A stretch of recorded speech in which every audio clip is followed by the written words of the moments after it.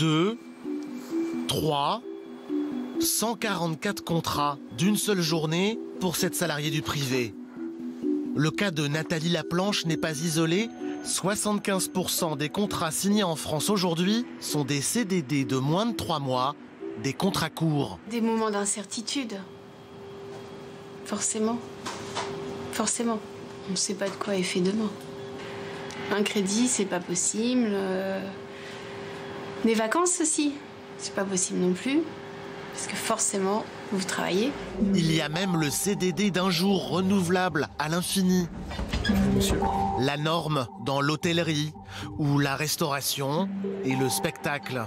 De la souplesse et en même temps de la précarité, mais payée par les salariés.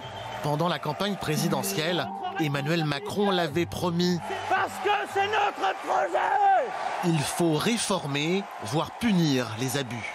Dans une branche où vous avez une entreprise qui forme les gens, qui innove, qui valorise, qui les prend en CDI, et une entreprise voisine qui est donc dans le même secteur, dans le même cycle économique, qui, elle, ne prend que des contrats courts, eh bien, je trouve normal, dans le système où nous sommes, que la première, elle ait un bonus et la seconde, elle ait un malus.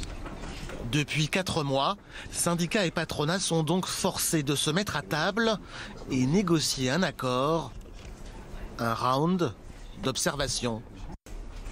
Le patronat ne veut pas de bonus-malus et les syndicats en veulent plus. Nous venons avec nos propositions et la lettre de cadrage, nous allons la déchirer en petits morceaux. Il n'est pas question de respecter les économies sur le dos des chômeurs.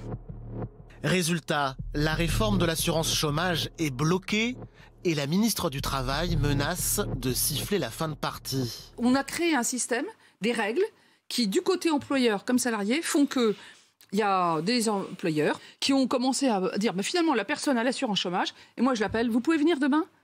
On a réinventé les journaliers. Moi ça me scandalise. Nous on a une solution. Si les partenaires sociaux trouvent une meilleure qui a le même effet, c'est très bien, mais sinon on la fera. Muriel Pénicaud a prévenu, si les partenaires sociaux ne parviennent pas à s'entendre, le gouvernement reprendra le dossier sans eux.